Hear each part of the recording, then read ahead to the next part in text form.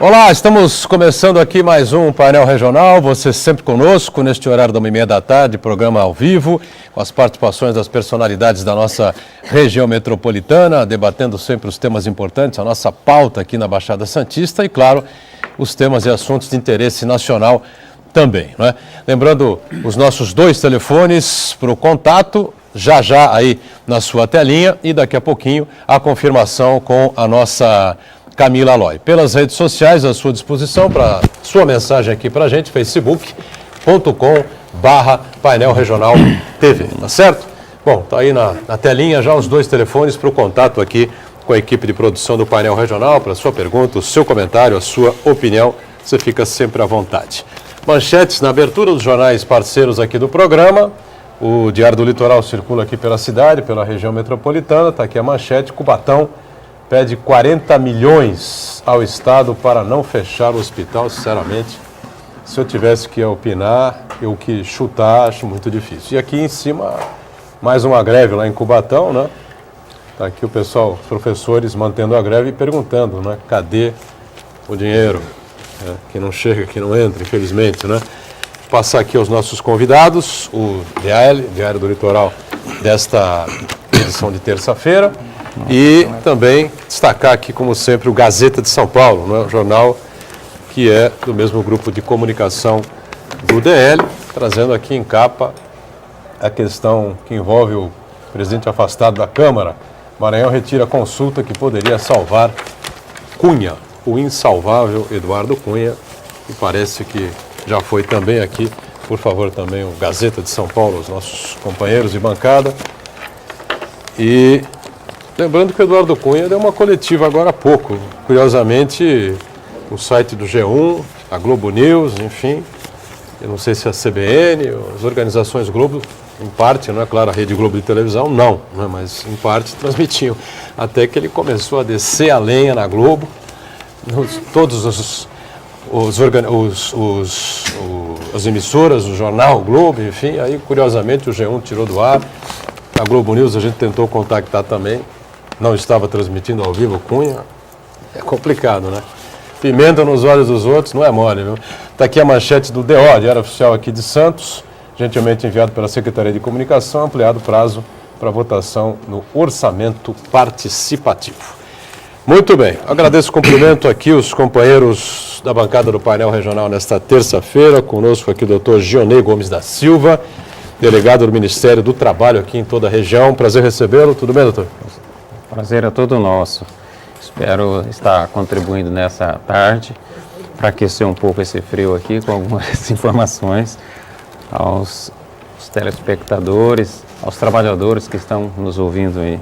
Muito bem. Manuel Rogério conosco, advogado, nosso comentarista, sempre, né? Mais uma vez aqui no programa. Tudo bem, né, Rogério? Tudo bem, Boturão. É um prazer. Eu saúdo aqui os companheiros da mesa, a você, a Camila e especialmente aos nossos telespectadores. E quero dizer que o painel regional, eu há pouco fiquei sabendo que a nossa repórter estava num ônibus que foi assaltado aqui no trânsito ao trabalho, mas que está tudo bem com ela. Parece que a Camila tem maiores informações sobre o assunto. Muito bem, não é infelizmente nenhuma novidade para nós, né? O nosso Cristiano também teve a sua moto roubada, a questão de um ano aproximadamente, né? Aqui na Conselheiro Nebias, em Santos. Infelizmente, essas coisas, esses fatos se sucedem aqui em toda a região da Baixada. A Camila daqui a pouco tem mais detalhes, mais informações sobre o que aconteceu com a Jéssica, não é isso? A Jéssica Souza, que de vez em quando ocupa aqui também, participa com a gente aqui também, ocupando, quando necessário, o lugar aqui da nossa Camila, né? Muito bem, seguindo aqui a abertura, a apresentação, o jornalista Francisco Aloy, competente, não é? Atuando no Diário do Litoral, participa com a gente aqui nesta edição. Tudo bem, Chicão? Tudo bem, boa tarde, Boturão. Meus cumprimentos ao doutor Gionei, ao colega Rogério e a Camila. E eu vou passar já de cara, se me permite, 3 informações que estarão acontecendo daqui a pouco. Lá em Brasília, a partir das 14 horas, vai ter uma reunião entre os sindicatos de portuários, mais as suas federações em nível nacional, junto com os portuários Estiva, com Eliseu Padilha, ministro da Casa Civil, a fim de tentar superar esse impasse que está ocorrendo no porto entre empresários marítimos e os trabalhadores referente à escala de trabalho. Que já foi ministro dos transportes. Né? Ele já foi ministro do Na transporte, época conhece. os portos eram agregados ao Ministério, né? Sim, ele conhece muito Conhece bem, bem, porque eu acho que por isso que ele deve ter chamado isso aí. Haveria uma greve hoje referente a isso aí em todo o país. A greve foi suspensa devido a esta abertura de diálogo. Em São Paulo também, daqui a pouco, ocorre uma audiência de conciliação no Tribunal Regional do Trabalho referente à greve dos funcionários do hospital, dos servidores municipais lá de Cubatão. Hospital Municipal de Cubatão, melhor falando. Para ver se acaba também a greve, que já dura uma semana, acaba havendo um acordo. E ainda em Brasília, hoje, o Senado preparou e vai enviar para votação um projeto que legaliza os jogos de azar no Brasil. Então, o telespectador pode falar, e daí? O que tem a ver com isso, né? A legalização do bingo. É que isso vai diretamente mexer com a Previdência Social, porque segundo as centrais sindicais que estão negociando com o governo a reforma da Previdência, esses valores arrecadados com o bingo, que daria cerca de 20 bilhões ao ano, será para financiar a Previdência Social. Espero que não seja igual àquela da CPMF, Não financiou nada. que o nosso ministro lá morreu, a ministra da Saúde morreu sem ver um centavo, sem ver um centavo do que iria para o sistema da saúde. Bom, estamos online pelo site da TV Santa Cecília, o Santa Portal. Você clica lá no ícone do painel regional e confere a gente em tempo real. O programa encerrado vai para o YouTube, você rever como preferir os trechos que achar mais interessantes, não é? Ou o programa por inteiro. Camila Loi, então, com a gente, não é? Sempre acompanhando a sua participação, a nossa produção, informando aí o que houve com a Jéssica. Tudo bem, Camila? Tudo bem, Boturão, boa tarde para você. Cumprimento aos convidados do programa de hoje e também boa tarde a você que está em casa. Bom, quando você quiser participar aqui do programa, deixar a sua opinião, a sua pergunta, as suas dúvidas sobre os assuntos que são discutidos aqui na nossa bancada, você pode participar por meio do nosso Facebook, facebook.com/painelregionaltv, e também pelos nossos telefones, que estão sempre à sua disposição, 3223-1120 e 3223-7676.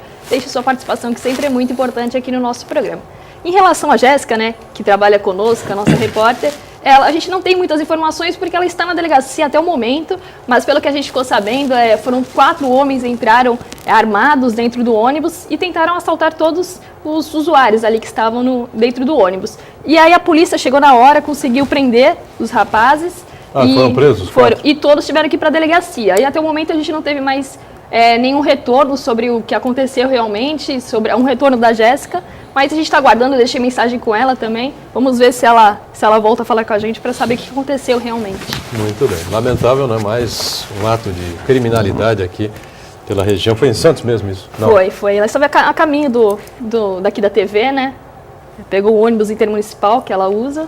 E aí aconteceu isso. Bom, os caras entram no hospital do Rio de Janeiro para resgatar o traficante, entendeu? Então, realmente a coisa está difícil cada vez mais. Rapidamente, antes da gente entrar no tema, legalizar o jogo do azar, Rogério, sim ou não?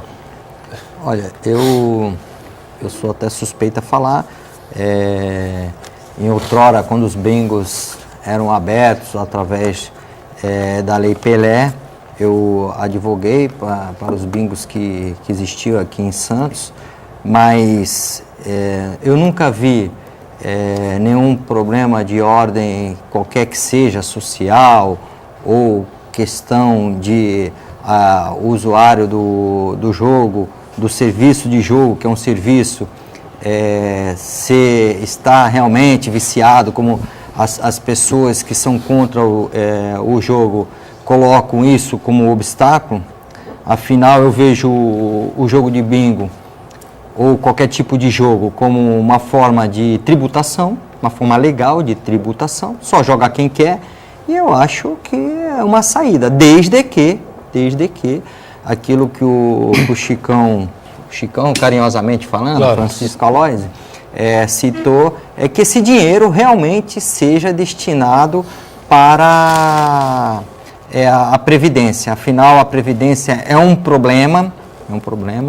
Eu sou contra retirar direitos consagrados já na questão previdenciária, como sou contra também eliminar ou diminuir direitos consagrados pela CLT, que isso está muito em discussão. Acho que a gente pode levar mais adiante essa discussão, já que nós temos aqui um delegado do trabalho, nós temos aqui um jornalista que é profundo conhecedor nessa área sindical, acho que a gente pode se aprofundar nessa questão desse celeuma que tem se criado na diminuição, na restrição de direitos que são garantidos pela Constituição ao trabalhador. Agora, especificamente sobre o jogo do bingo, eu não vejo nenhum problema, e que se é uma forma de arrecadar, que arrecade-se através do bingo, que só vai jogar quem quer.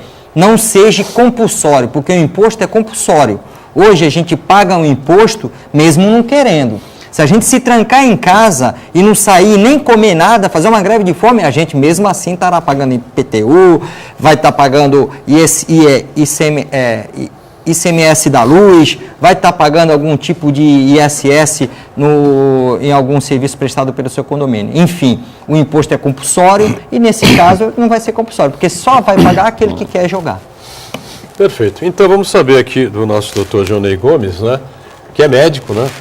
E dirige aqui a delegacia do Ministério do Trabalho na nossa região, e o Rogério está certo, realmente, os direitos do trabalhador andam sendo aí usurpados, prejudicados, enfim. Eu vou começar dizendo que vou puxar a brasa para a minha sardinha. Você fica à vontade. Como eu sou médico, o que acontece? Eu tive experiências de fiscalização em bingos e tenho um olhar clínico em cima de tudo isso, além do olhar do auditor fiscal. Concordo com as palavras que foi colocada pelo colega aqui ao lado, mas eu ainda acrescento. A longevidade hoje é, sem sombra de dúvida, uma marca desse milênio que nós estamos vivendo. As pessoas vivem mais. As pessoas, quando não têm uma opção de lazer ou de diversão, ou que complete um pouco, ou que ajude a combater a solidão, ela sofre muito mais, ela desenvolve mais doenças degenerativas ainda. Aquilo que dá satisfação, que dá prazer, ele ajuda na questão até do metabolismo, dando para esse indivíduo uma condição de vida com menos explosão de doenças degenerativas. Isso é uma verdade. A questão também de geração de emprego que eu vejo nisso. Por que eu sei disso? Porque quando eu fiscalizava, eu ia lá fazer o levantamento do número de trabalhadores, quantas famílias que estavam sendo sustentadas por aqueles vínculos de trabalho ali. Inúmeras. Mas o que mais realmente me chamou a atenção não foi o lado que eu acabei de falar, esse lado bom da parte médica, mas a quantidade de pessoas fumantes. Era difícil para mim conseguir fazer a fiscalização, tal era a poluição do ambiente. Então, eu sou a favor, sim. Mas agora não pode mais, né? Não pode mais fumar no ambiente desde fechado. que não é verdade, é verdade. Tem uma lei não aí, havendo essa situação de fumo, totalmente a favor. Não tem, aquilo que eu falei, é uma distração, é um momento que o indivíduo deixa de ficar sozinho num apartamento, muitas vezes ele mora só, e está ali na companhia de amigos e se distraindo. E gerando indiretamente benefícios com recolhimentos de impostos, gerando emprego. É essa a minha visão. Perfeito. Chicão, vamos entrar então no nosso tema aqui? Sim, começar a explorar o doutor aqui para as questões mais diretamente ligadas aos problemas dos trabalhadores, não? Trabalhadores? Vamos, o doutor Johnny já está preparado, né? Parece que ele... Espero. Já trouxe aqui uma calhamaço aqui para responder a gente. Chicão, tem a primazia. Bem, eu vou começar. Na verdade, hoje seria muito importante a participação, é importante a participação do doutor Johnny, por isso que nós o convidamos a vir aqui, porque no próximo dia 30, hoje é dia 21.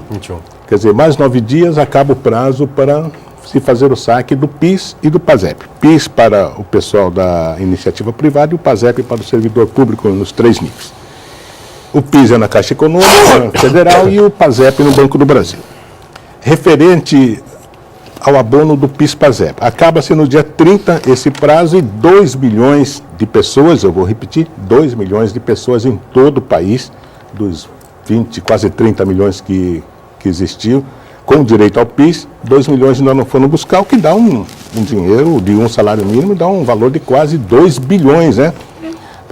Que voltaria ao Fundo de Amparo ao Trabalhador.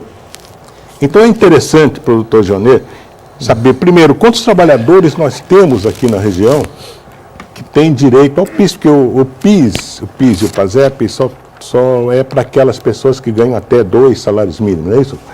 Então, quantas pessoas estão nessas condições? E se ele tem os números, eu acho meio difícil que isso viria de Brasília, mas pode ser que ele tenha conseguido levantar esses dados. Quantas pessoas na região não foram buscar esses valores e o montante que daria isso aí?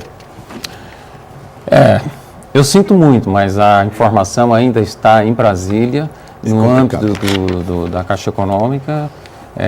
Não conseguimos com essas informações na região. E a informação que nós temos é que verdadeiramente totalizam quase 2 bilhões de reais que estão lá esperando. No país inteiro. No país inteiro. 2 bilhões de Quase reais. é 1 bilhão e 700 milhões e mais alguma coisa. Então, é um valor respeitável.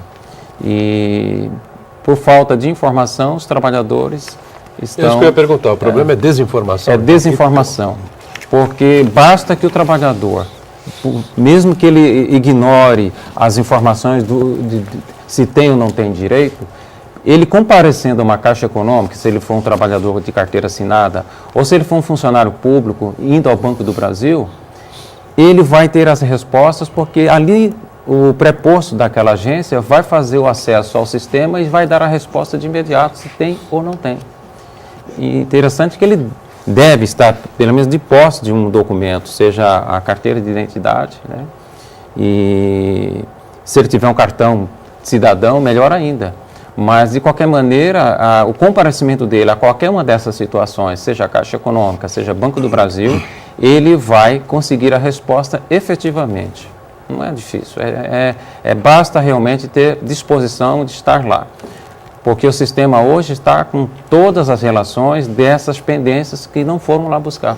Mas aí o que acontece? A pessoa trabalha, de repente, por algum motivo é demitida de alguma empresa, de algum local aí de trabalho, com a carteira assinada, lógico, né, preferencialmente, e aí recebe lá a rescisão e toca a vida para frente, esquece lá o que tinha. Depois trabalhou também um período Nem pequeno, sabe, ele pensa que não tem direito. Tem direito a quando, na nada. verdade, tem direito. Tem que estar cadastrado nos últimos 5 anos e estar cadastrado 5 anos e ter trabalhado pelo menos com 30 dias com carteira assinada no ano anterior, para ter direito a esse benefício.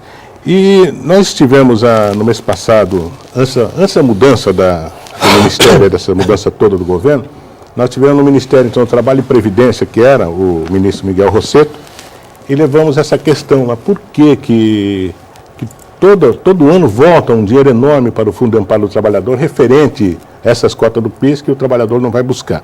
Se estaria faltando mais divulgação. Ele entendeu que sim, e ficou acertado depois, com a divulgação feita pela imprensa, que ele iria enviar uma carta a todos aqueles que tivessem direito ao PIS-PASEP, tá?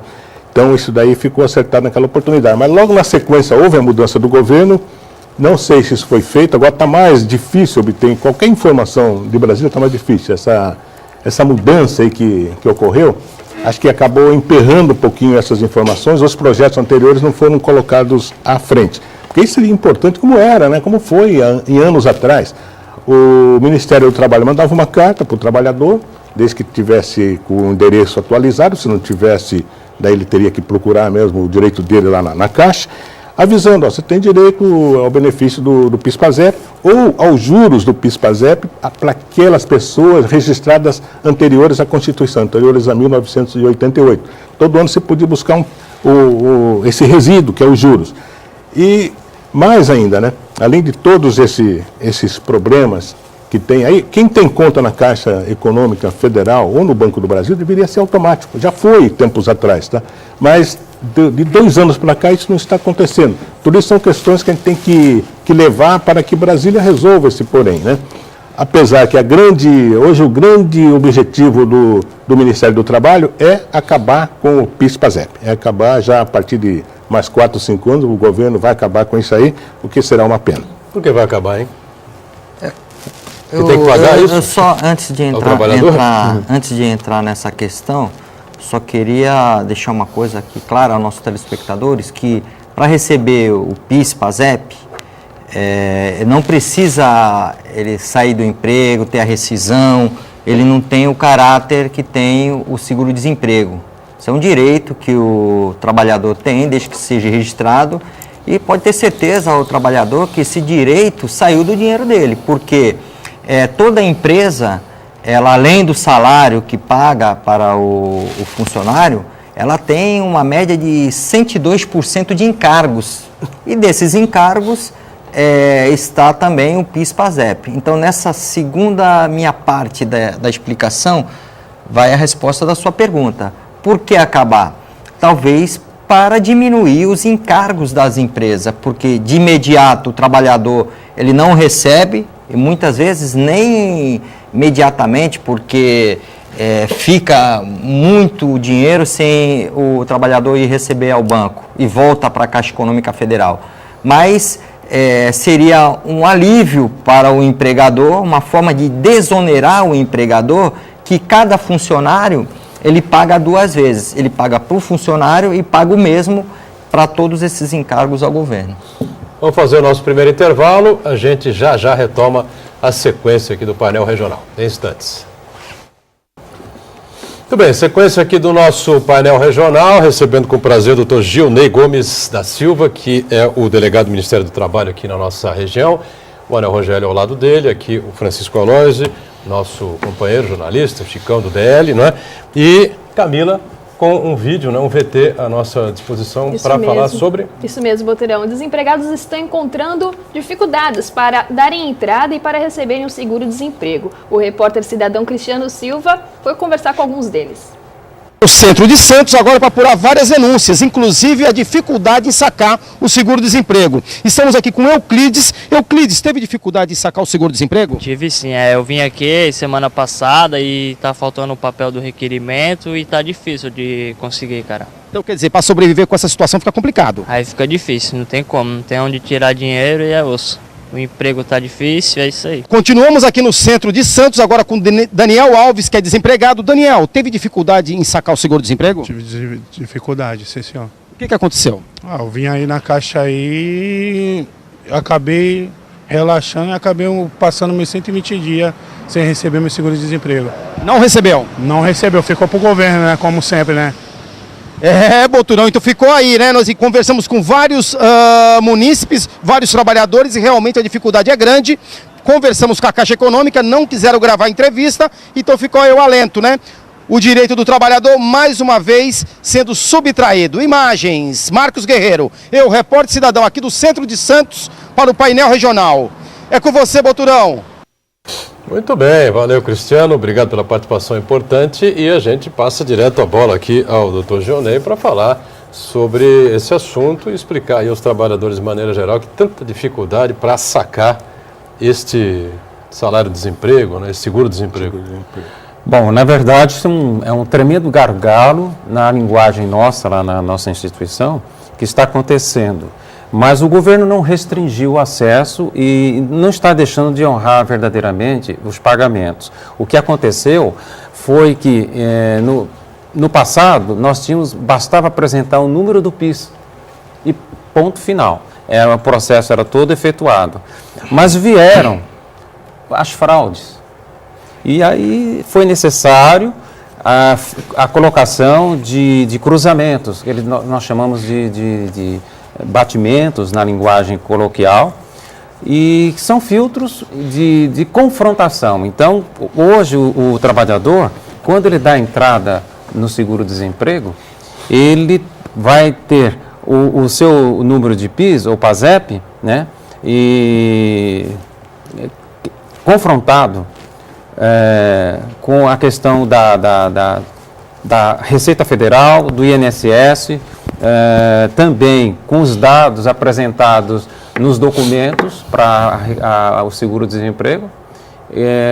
Por exemplo, o nome da mãe, que pode estar alterado, o gênero, a questão de sexo, dados pessoais que constam na documentação que não foram corrigidos e o sistema, como a gente sabe, o sistema de informática, ele é burro. Ele não sabe interpretar essas coisas. Se não está correto, ele vai rejeitar.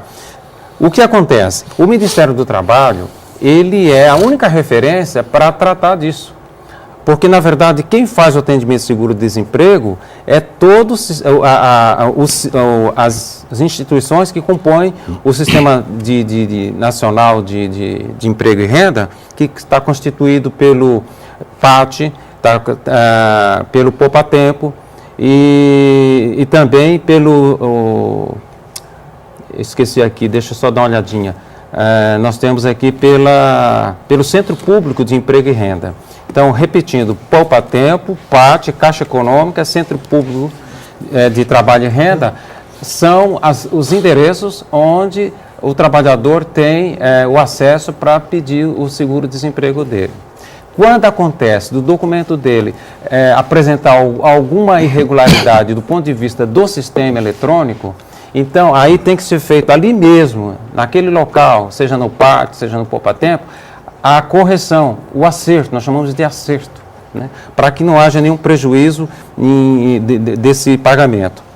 Quando existe alguma incompatibilidade que não é possível ser resolvido ali, então o recurso é feito no Ministério do Trabalho. Então, o setor que nós temos ali naquele prédio que fica na Praça José Bonifácio, ao lado da OAB, ele só atende esse tipo de perfil, só de recurso, a gente chama de recurso, ou seja, problemas de trabalhadores que não conseguiram receber o seu seguro-desemprego. Então, ali vai ser avaliado. Então, esse serviço, ele vai fazer uma análise do que aconteceu e vai fazer esses confrontamentos todos. A partir do momento que o trabalhador faz o protocolo, em que ele registra, que ele é atendido, o que acontece? Isso leva, em média, de 110 a 120 dias. Não significa que ele não vai receber. Se ele, por exemplo, trabalhou um quantitativo de tempo que ultrapassou 150 dias, mesmo que haja essa demora, quando ele receber, ele vai receber todas as cotas de uma vez só, mas ele recebe. O tempo que esse jovem deu na entrevista aí de 120 dias é exatamente o tempo previsto para que essa análise seja feita. Por que demora tanto? Gargalo dentro de gargalo. Nós temos ali apenas 3 servidores. Concurso há muito tempo que não temos. Provavelmente não vamos ter concurso até 2018.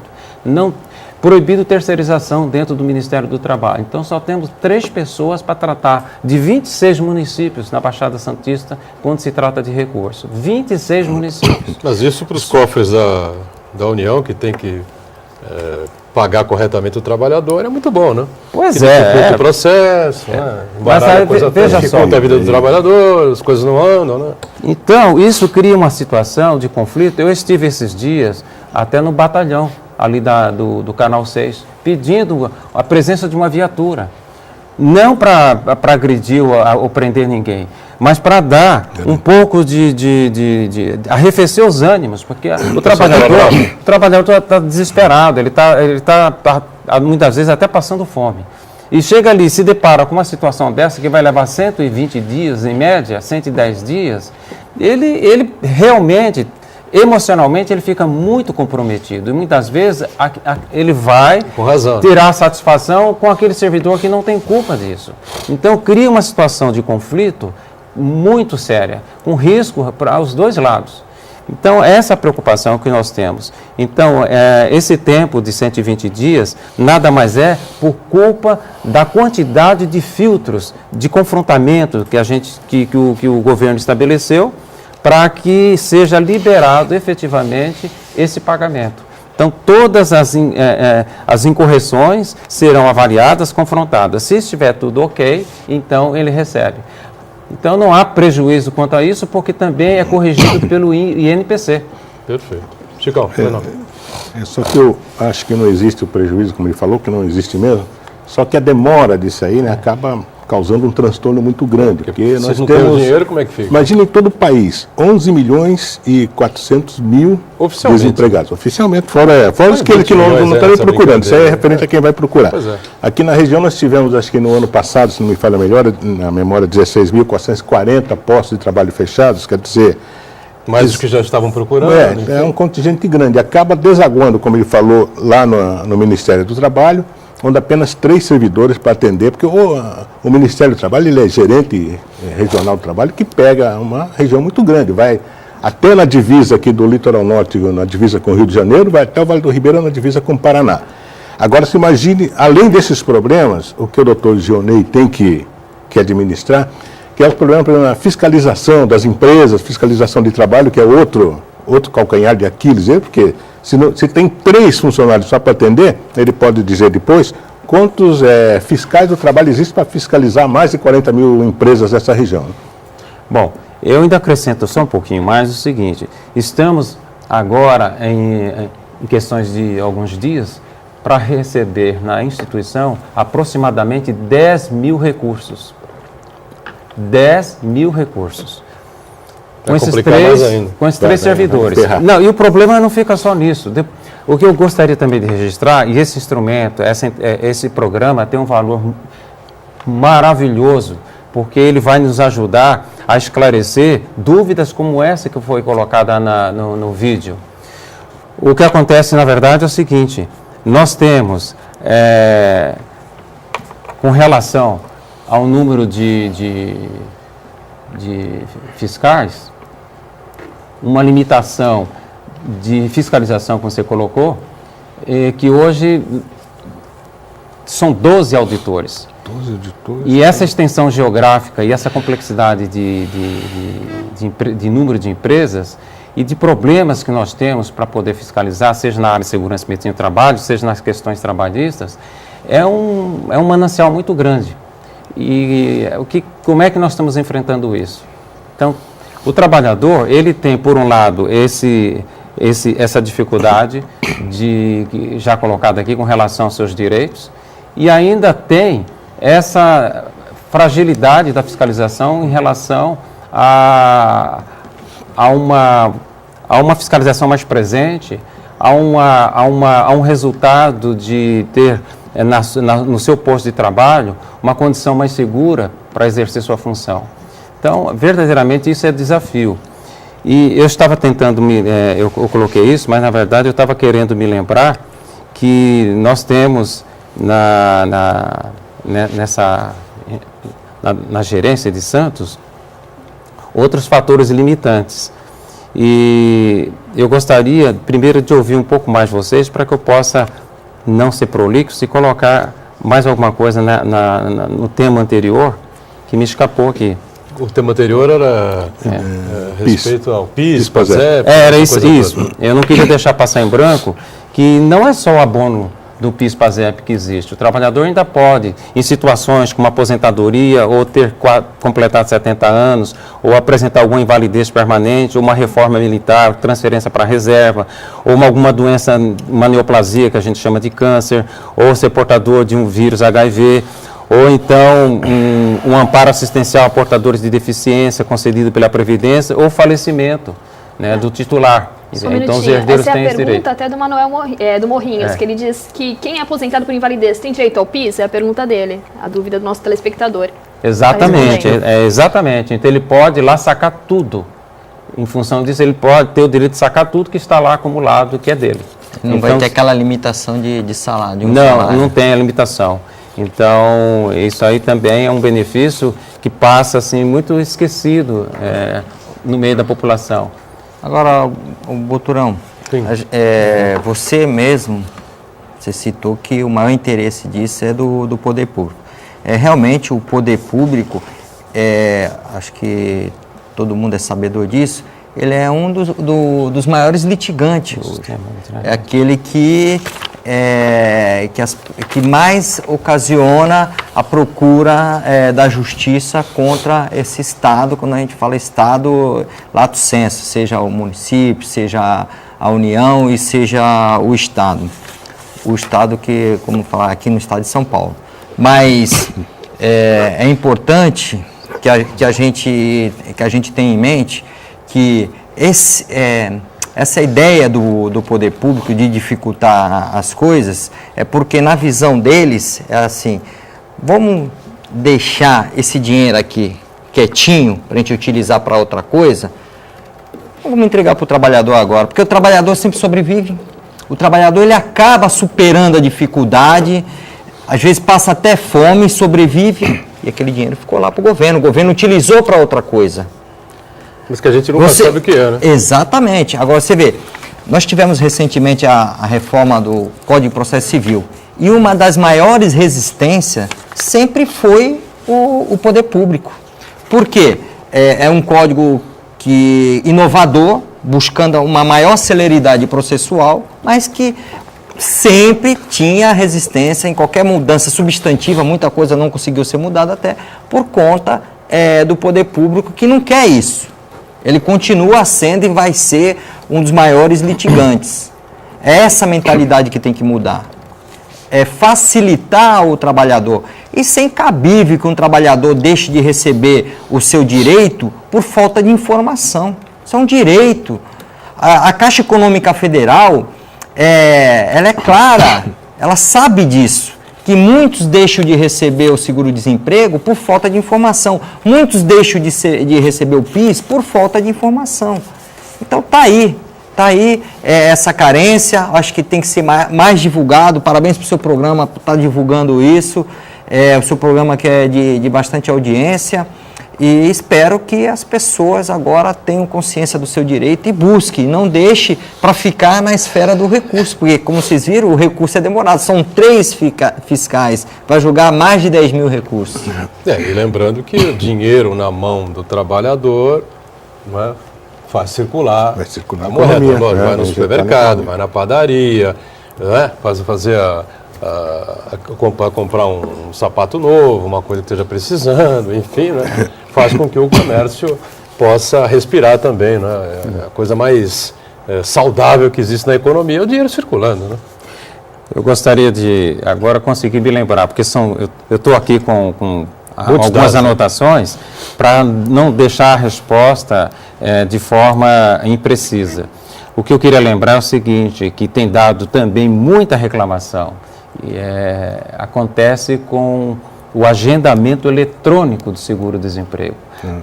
É recente, Se nós fôssemos colocar aqui o que mais está incomodando hoje o trabalhador, o cidadão, é justamente essa dificuldade de agendar. Primeiro, nós falamos aqui que demora até 120 dias se tratando do recurso. Eu estou falando do recurso. Eu não estou falando daquele expediente em que o trabalhador vai no poupa-tempo ou vai lá no PAT, dá entrada, está com a documentação em dia e recebe num tempo hábil, num tempo curto. Nós estamos falando aqui do atendimento que é feito no Ministério do Trabalho propriamente, ou seja, aquele que demora aproximadamente 120 dias, que se chama recurso, ou seja, aquele que vai corrigir aquele impedimento que o trabalhador teve para receber quando ele foi no poupa-tempo ou quando ele foi no PAT. Então, esse tipo de atendimento do Ministério do Trabalho é feito agora eletronicamente, obrigatoriamente. Ou seja, quem precisar de fazer agendamento para ser atendido ali na Subdelegacia do Trabalho, ele tem que entrar na internet para fazer esse agendamento. E na maioria das vezes ele não sabe disso. Por isso que esse programa aqui tem um valor inestimável para a gente. E pior não é isso, é que o sistema ele é de âmbito nacional, ele não é regional.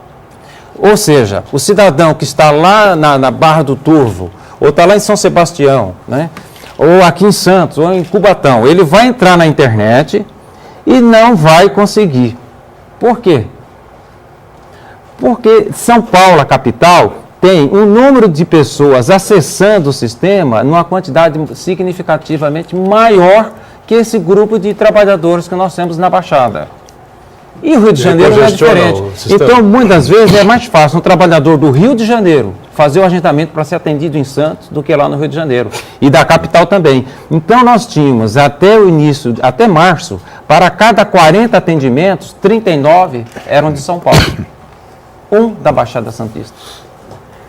Mais uma, né? Mas esse gargalo. Então, hoje aqui é uma tarde dos gargalos.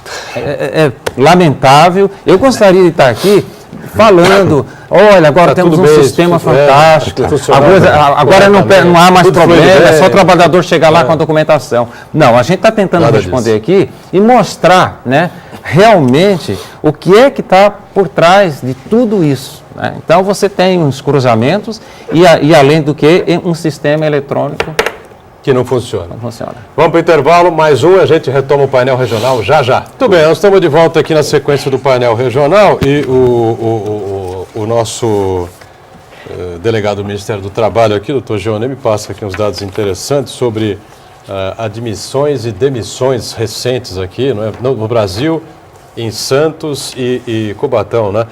O Chicão vai divulgar amanhã no Diário do Litoral, isso? Litoral, sim. Vai divulgar amanhã no Diário do Litoral, mas só para a gente ter uma ideia, o quadro é positivo, é preocupante, é negativo, por tudo que a gente está vendo aqui? Bom, é como se O quadro fosse... de Cubatão e o quadro de Santos e o geral do país, é isso? Esses gráficos, eles Brasil. mostram como se fosse um exame de sangue do paciente. Ou seja, aqui nós estamos falando de saldo. Qual é o saldo que nós temos hoje? Comparando o número de trabalhadores que são admitidos no período e o número de trabalhadores que são demitidos. O saldo é negativo. Em todo o tempo que nessa planilha, nesses gráficos que nós temos aqui, que vai de novembro de 2015 até abril agora de 2016, só houve um único mês em que o saldo foi de 231 trabalhadores positivos. Em Santos. Em Santos, no período pré-natal, a contratação para trabalho temporário. Cubatão, como está aqui, é um período totalmente negativo. Cubatão nem um trabalho temporário conseguiu tirar do negativo. Difícil, né? E o Brasil também não conseguiu sair do negativo. Quer dizer, então esse é o retrato que nós temos. Agora, observando aqui a tendência da curva, o que parece que está batendo com as informações dos economistas. Ou seja, o Brasil parou de cair. Começa a reagir um pouquinho. Então está tendo uma reação aqui. Ó. Vocês percebem que já está diminuindo o tamanho do saldo negativo. Se cair mais, acaba, né? Camila, tem participações com a gente Sim, aí? só antes da gente ir com as participações, Boturão, sobre o assalto que aconteceu hoje pela manhã em um ônibus aqui em Santos, as vítimas já receberam seus pertences de volta. Só a Jéssica já entrou em contato com a gente aqui e disse que as Os vítimas... bandidos quebraram a cara dessa vez. Então fica aí nossos exatamente. parabéns para a Polícia Militar. né? Verdade. Isso mesmo. Agora com as participações, o Elias de São Vicente diz sobre a legalização dos jogos de azar, o projeto. Ele fala assim: acho que todos os jogos de azar, como bicho e bingo, deveriam ser legalizados. Isso só ajudaria na arrecadação. Se a Loteria Federal é jogo de azar legalizado, por que não estes? E aí o Valdomiro Trento também diz ao Francisco Aloysio: o senhor falou em jogos de azar para a presidência. Jogos de azar não produzem riqueza, sim vivem da riqueza existente, diferentes dos jogos de sorte na Loteria Federal. O senhor não concorda que a previdência social deve ser única, universal e solidária? E também que os salários pagos nos serviços públicos tenham 20 salários mínimos como limite, incluindo todos os benefícios? Para você, Chicão? Isso. Bem, eu acho que apenas eu não falei não falei que sou favorável. Serviço Aliás, público, o máximo do serviço público seriam 20 salários mínimos. ele quer na opinião ver dele. muita coisa teria que mudar para se equiparar ao trabalhador. 16 mil, acho. E referente a esse problema da legalização dos jogos, apenas eu passei a informação de que isso está pronto no Senado para ser levado em votação e que as centrais sindicais querem destinar esse dinheiro para o custeio da Previdência Social, que como ele falou, ela é sim, ela é universal, como ocorre, arrecada em vários setores e deveria ter as pernas próprias para caminhar. O que não está acontecendo devido a uma série de fatores que vêm já de tempos atrás, como fraudes, roubos, que devem ser combatidos, entre outras coisas. Agora, referente aos 20 salários mínimos, limite para o servidor público, eu acho que teria que ter realmente um limite, como também eu acho que tanto o deputado quanto os senadores deveriam entrar no mesmo sistema previdenciário nosso, e ganhar o teto da Previdência, que hoje é mais de 5 mil e pouco, que é 5 mil e alguma coisa. Mesmo porque ser deputado e ser senador, eu acho que é uma honra para qualquer cidadão. E não, mas hoje não tem aposentadoria, né, para deputado. Mas já teve, não tem se beneficiou. Eles têm um recolhimento lá no Congresso, o Rogério acho que deve saber também a sobre parte. isso. Tem um recolhimento à parte no Congresso, os deputados, mas a aposentadoria de deputado acho que não tem mais, né? Não tem mais. Nem na Assembleia Legislativa. Realmente tinha, né? Vereador, deputado. Tinha vereador, deputado Mas já estadual. teve. E quem esses antigos que estão no mandato ainda tem direito a essa aposentadoria, Sim, porque já contribuíram naquele sistema.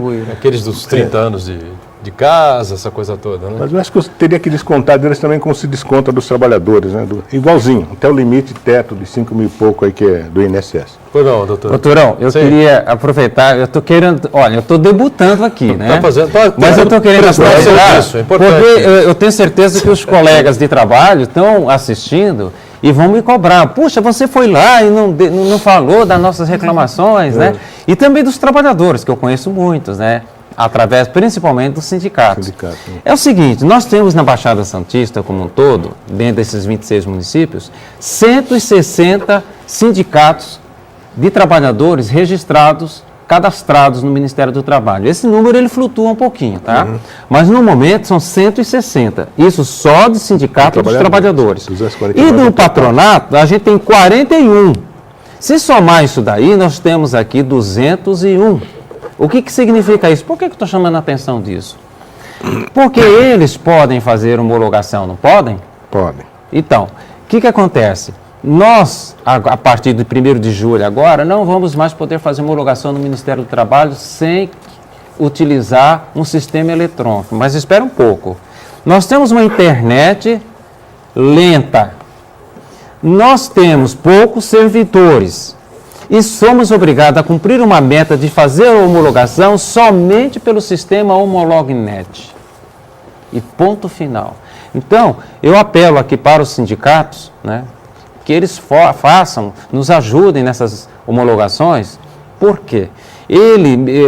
Geralmente o sindicato, ele tem a contribuição obrigatória por parte do trabalhador e aquela contribuição de sócio, né, que é opcional. E ainda existem alguns sindicatos que só atendem os trabalhadores que são vinculados ao próprio sindicato e que estão em dia com essas arrecadações, com essas contribuições sociais.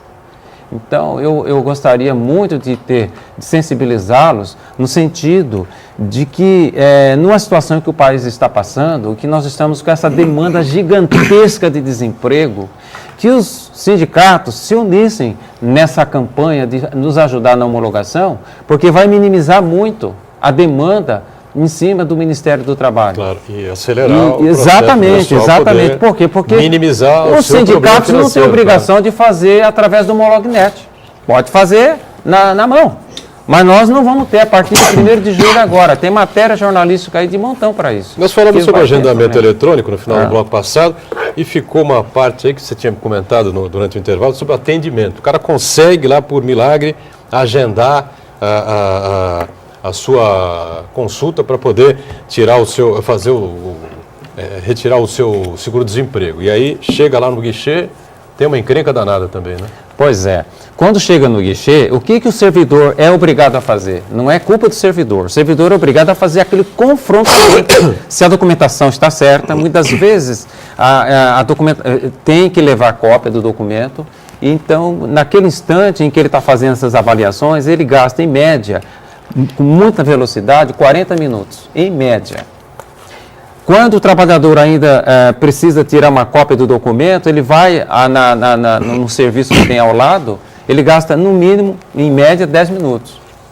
Então, é quase 1 hora para cada atendimento, quase 1 hora para cada atendimento. Com isso, o que acontece? O sistema, ele só libera para cada período 20 atendimentos.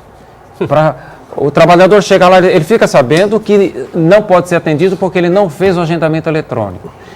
Quem fez o agendamento eletrônico tem que entender que o limite é estipulado pelo próprio sistema porque ele sabe que não vai conseguir dar tempo de atender todo mundo. Outros gargalos.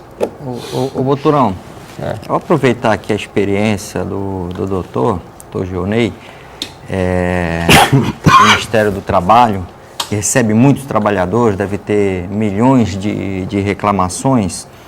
Essa crise financeira que o Brasil está atravessando, ainda hoje eu estava lendo um texto de um colega na Tribuna Livre, que fala da necessidade da flexibilização da legislação trabalhista. Cita os Estados Unidos, que existe a lei de padrões, e diz que se não houver uma flexibilização, as empresas não vão suportar. Agora, os direitos dos trabalhadores que demandaram de uma histórica conquista, de que foi muita luta, não nasceu do dia para a noite. O direito do trabalho ele já vem desde do início lá da Revolução Industrial.